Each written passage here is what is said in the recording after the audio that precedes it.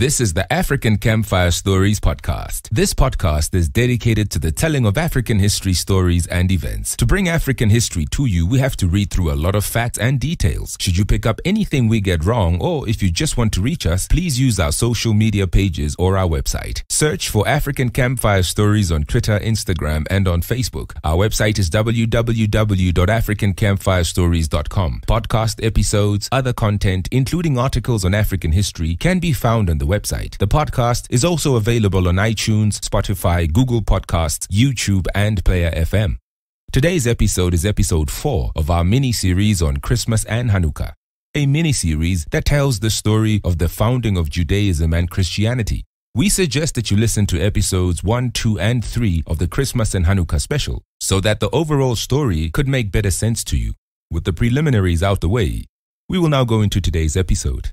This is the Christmas and Hanukkah special, episode 4, Detour to Europe. With a few exceptions, so far our story on this mini-series has been limited to the land of Canaan, that is, the small area between the southeast Mediterranean region and the Jordan River, and adjacent neighboring areas like Egypt.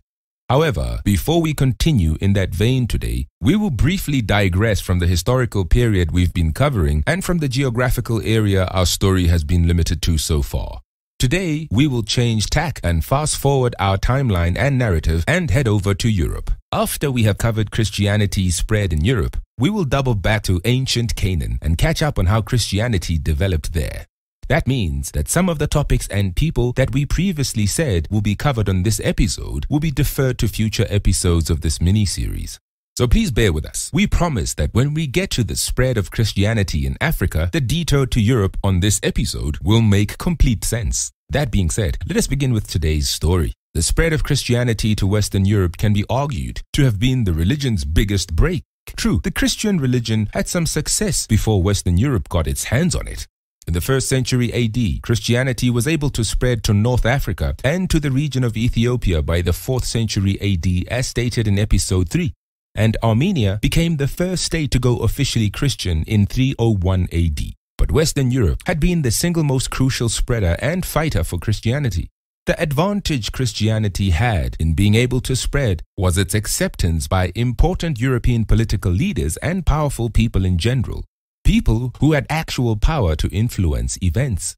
These facts, however, mean that men of varied character and morals have been responsible for the success of Christianity. By the way, the same kind of thing applies to Islam too, and we will look at Islam closely when we do a podcast series on the Islam religion. People who are detractors of Christianity will always be quick to point out that horrible people have helped Christianity along its development. On the opposite end, you have mostly devout Christians who would like to think that their religion was spread only by well-meaning holy prophets and other individuals of immaculate morality and pure intentions. Both the detractors of Christianity and devout Christians are missing the point. The real world is complicated, and it is never that black and white. Things are never simple where human beings are concerned. The real truth is somewhere in the middle, in the gray area. Think about any idea or concept that today is regarded as a mainstay of modern society. Anything. If you look deep enough, you will find that idea or concept has had all types of supporters. People who truly believed in that idea for pure reasons and people who just used the idea to get ahead in life.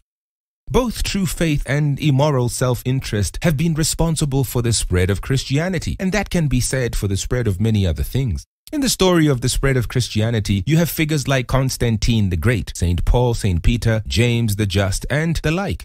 We introduced Constantine in episode 3, but you also have historical figures whose roles in the spread of Christianity is less known. Someone like Charlamagne, aka Charles the Great, King of the Franks, is a relatively popular figure in terms of European history.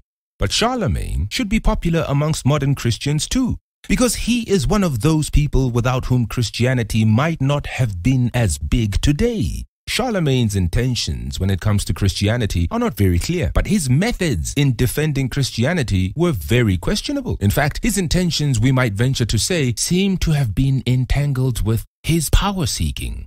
To the horror and dismay of the Pope, Charlamagne famously put the church in its place and made it clear that the church wasn't going to have much of a say in how he ran things in his kingdom. When he was crowned emperor on Christmas Day 805 AD, the Pope put a crown on his head. Historians say Charlamagne regretted this act by the Pope for the rest of his life, because that act by the Pope implied that his power came from the Church, or specifically the Pope.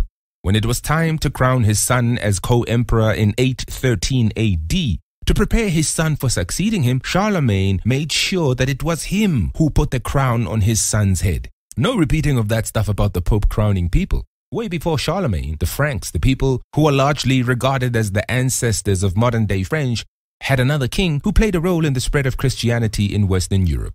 The name of this king is Clovis. His role is probably even more important than that of Charlamagne, because without Clovis, the Franks whom Charlamagne ruled later might have never converted to Christianity in the first place. After the Battle of Tolbiac, on Christmas Day 508 AD, Clovis converted to Christianity. Clovis was the predecessor of Charlamagne on the Frankish throne. The conversion of Franks through the conversion of Clovis sort of guaranteed that much of Western Europe would be Christian. Clovis's wife was a Christian before Clovis converted, but he himself refused to convert until one day he was about to lose a battle. He bargained that if he won that battle, then he would give his wife's religion a try. Then you have a fella like Viking leader Guthrum. He was converted through force as part of signing the peace treaty of Wedmore in 878 AD. This was a treaty between Vikings and the Anglo-Saxon people who occupied England at the time. This treaty was pushed by another Christian hero who today isn't largely praised by ordinary Christians for his role in helping Christianity move forward. That person was Anglo-Saxon King Alfred the Great. By the 11th century, the Vikings of Norway and Denmark were on their way to becoming universally Christian. Modern Christians might not care about a bunch of Vikings converting, but best believe to European Christians of that time, the conversion of Vikings helped to save Europe, which means it saved Christianity, because the Vikings had for centuries before been invading and harassing the Christian kingdoms of Europe, including the looting and destruction of Christian monasteries. In the 16th century AD, Protestant Christianity received another hero in the form of yet another not-so-famous in modern-day times person. That person was Frederick III, the King of Saxony in Germany. What if we told you that this guy is probably as important to Protestant Christianity as Martin Luther himself? Why, you may ask? Let's put it this way. Martin Luther, whatever he was teaching and preaching, you might have never heard of it today if Frederick didn't protect him from the anger and retribution of the Catholic Church and the Catholic rulers of Europe of the time. Men like Luther, who went against the Catholic Church, were a dime a dozen. Before Luther, there were men like John Hus and other lesser-known figures. They are lesser-known figures today because the Catholic Church had these men dispensed with in no time. Luther did not survive because he was smart. No! Luther was extremely lucky. When he began his revolution against the Catholic Church in 1517, he was fortunate that some of the German princes and kings of the time had their own axes to grind with the keepers of the flame of Catholicism. Men like Frederick III were beginning their own revolution against the Holy Roman Empire, an empire which was backed by the Pope and the Catholic Church. So men like Frederick saw rebelling against the Catholic Church as being equivalent to rebelling against the Holy Roman Emperor. Luther was saved because his religious orientation matched up with the politics of people like Frederick. This situation, this rebellion against the Catholic Church, caused the 30 Years' War in Europe, one of Europe's worst wars of all time. That war was fought between 1618 and 1648. When the Protestants, that is the side that Martin Luther was on, was about to lose to the Catholics, the man who came to save the day was Swedish king named Gustavus Adolphus. Adolphus is yet another man Protestant Christians today should be thankful to. Now, let us head to the east of the Eurasian continent. Vladimir I converted to Christianity in 1988 AD, thus ensuring that the future mighty Russian Empire would be a Christian empire.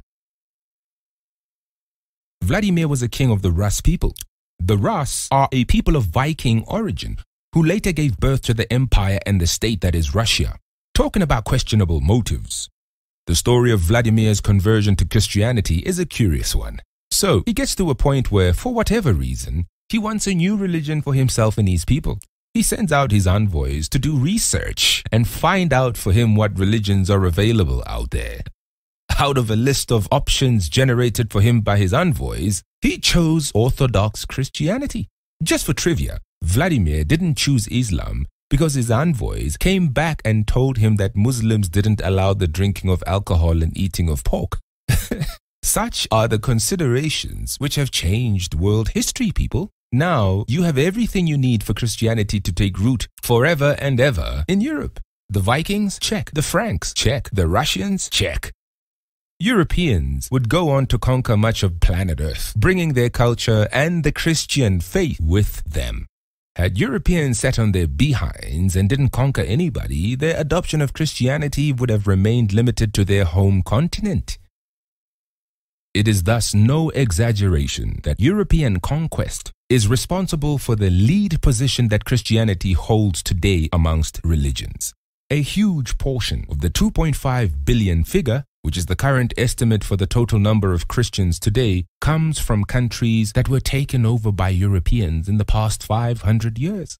This is reminiscent of the Islamic conquests of the 7th and 8th centuries AD, which allowed Islam to explode from the confines of the Arabian Peninsula into North Africa, Central Asia, the Middle East, and Europe. One can argue that of all the three Abrahamic religions, that is Christianity, Judaism, and Islam, Judaism is so small today because it has historically lacked the kind of support from powerful conquerors that Islam and Christianity have had.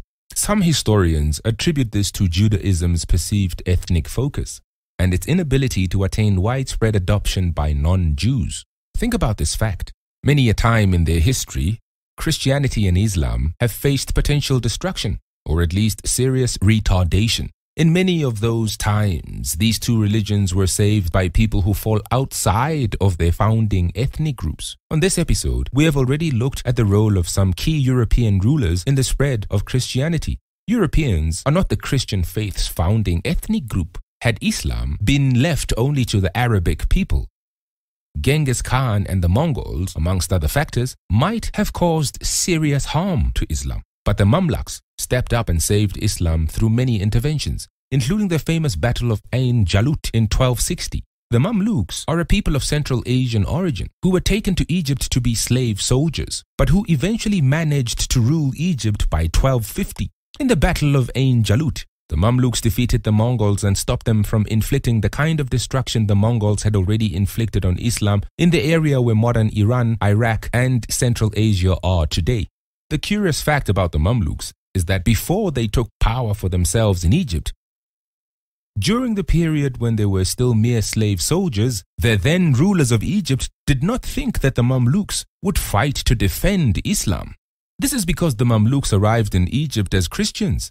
So here you have the Christian Mamluks, who did convert to Islam eventually, by the way, fighting to defend Islam even before they took control of power in Egypt. The Mamluks played a part in defending Islamic Egypt against the invading Christian crusaders from France during the 7th Crusade in 1249. The Seljuk Turks and Ottoman Turks, also from Central Asian origin, also did much to save and then propagate Islam. In fact, the last caliphate, a caliphate being a state considered as a state ruled by a successor of the Prophet Muhammad, existed under the auspices of the Ottoman Turks. Salah ad-Din, the great hero of Islam, during the early Christian crusades to the Holy Land, was of Kurdish origin, another example of an outsider saving Islam. This series is about Judaism and Christianity. However, this digression into Islam was to illustrate the point that many major religions have been well served by outsiders. Another example of this is Buddhism. The religion was founded in India, but nations like China, Japan, Vietnam, etc. have played a critical role in its growth and propagation. We will have to stop here for today. See you next time.